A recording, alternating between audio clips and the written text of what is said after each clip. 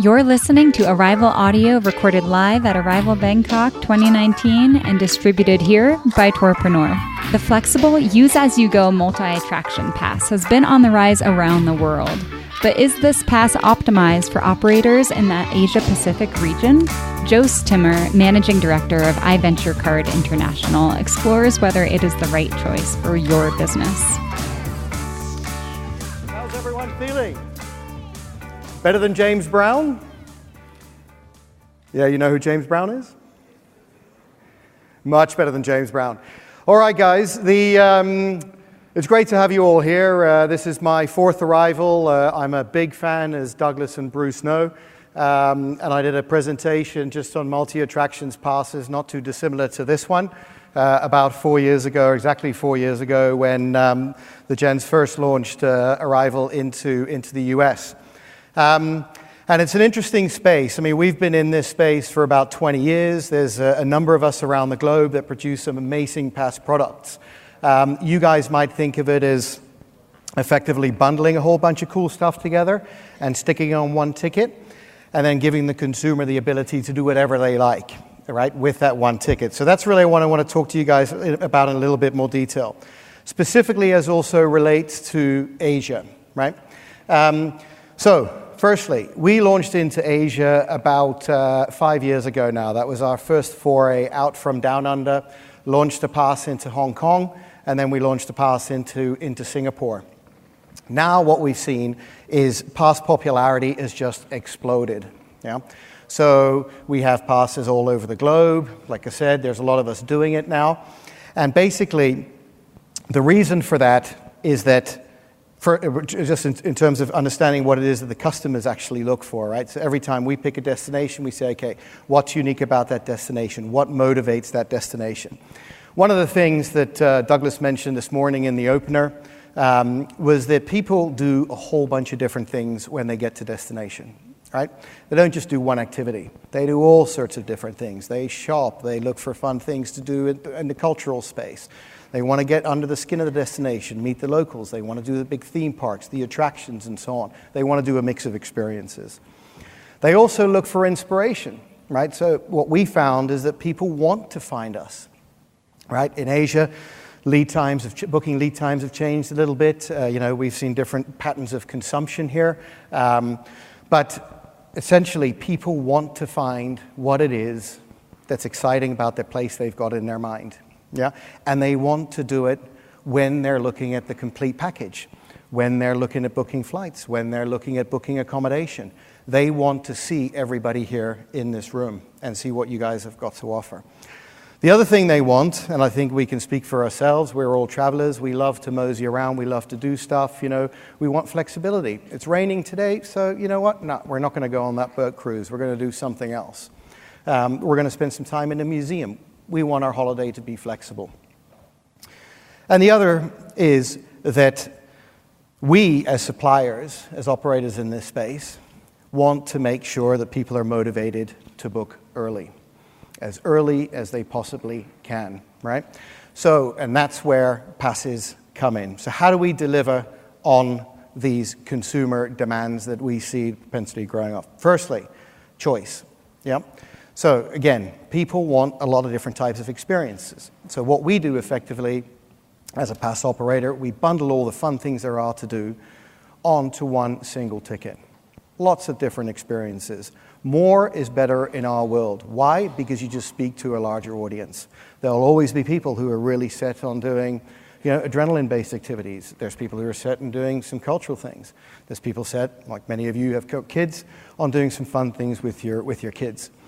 The other thing people look for, we all do, and I'm a Dutchman, so I can certainly speak on behalf of me, being a guy who likes to scrape the bottom out of the bowl, So we want value. Yeah, with a pass, we uniquely provide that. We consolidate all sorts of cool stuff there is to do. Yep, it's entirely up to you guys what rates you want to offer in that regard. And we put it all on there, and we present a really good savings proposition for the customer. This morning, there was a lot of debate about whether or not distributors should discount, supplier products. My personal view on that is, you have to pay to play effectively, right? You guys, as suppliers, build that into your P&L. You build your distribution assets into your P&L. So from a consumer perspective, like we all do, value is absolutely critical. We want convenience. Absolutely necessary. So what do? We bundle all the cool stuff there is to do, and as I said before, we stick that onto one ticket. That little ticket can be a physical ticket, or it can be a digital ticket. These days, in our case, about 70% of it's digital, right? Little QR code on your phone, and all you do is just swipe to redeem entry to the attraction. We again said this morning, some attractions, some providers, some experiences are integrated digitally. Others, still very much a manual process. So we effectively provide a solution to both to make sure that the customer journey is one that is solid, whether or not it be a small little horse riding company out in the hills, or whether it be a huge big theme park who's already well and truly digitally integrated. Flexibility, the idea with any pass provider, if you do it well, is to make sure you have a wide range of products there to cater for different markets. Right? You may have a flexi product that's ideal for people who are in market for a longer period of time, who only want to do a handful of things. Or you have those people that go hard. They travel to destination and they want to see and do as much as they possibly can because they've only got a really, really short window. So we've got to make sure we provide for all those different customer groups.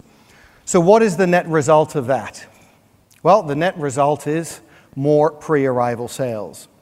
If people can see that there is so much more to do in a destination than just one particular thing that's well marketed, right? Louise over here may be working for a huge big attraction, big supplier with a huge big budget, whereas Joanne over there may have a much smaller budget, okay? They can't reach the consumer. That's our job as a pass provider, is to give people, all of our partners, the exposure so that consumers can find them and then pre-book and book when they are booking their flights and accommodation.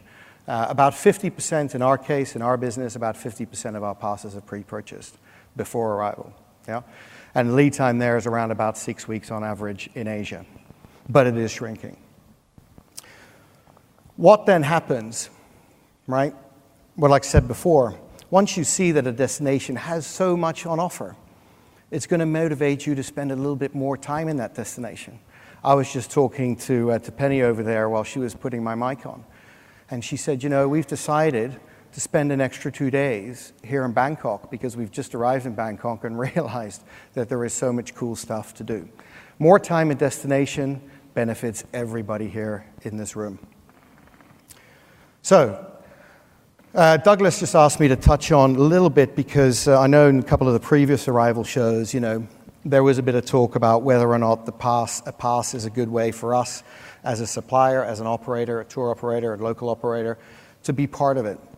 From our perspective, the answer is yes. Anybody can play.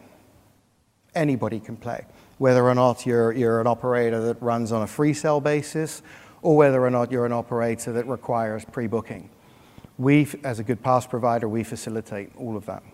Okay? So, if you think, well, passes are just for the big boys in town, the answer is no. A pass is something you can be a part of. There will always be people who will do the bigger attractions, and there will always be people who will really want to find the small, little experiential stuff that they're not going to find in a brochure, perhaps, or they might not simply come across when they do their research. So it's good to have a healthy mix, and you guys can all play. From an OTA perspective, obviously OTAs are an important distribution for us pass providers. We are, for many, the highest yielding product category, simply because of high propensity to pre-purchase, and also the price point of a pass is a little bit higher than usually one individual attraction.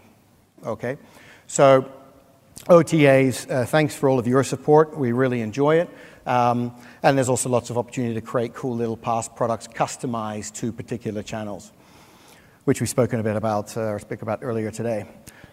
Tourism authorities, I just wanted to sort of briefly touch on that as well. We, as our business, we do quite a bit of this, is we work with different partners. Different partners are you guys, the supply partners, but there are also destination marketing organizations. Yeah, absolutely critical for our business. Because what they do is they're all about, when we launched our business 20 years ago in Sydney, the first bit of support we got was actually before we started contracting all of our supply partners.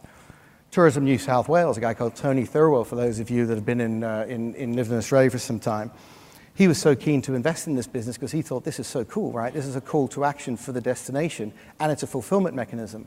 So what do? We track customer behavior. We know where people go. We know where they're from, right? And that's valuable data that we then provide back to our tourism partners.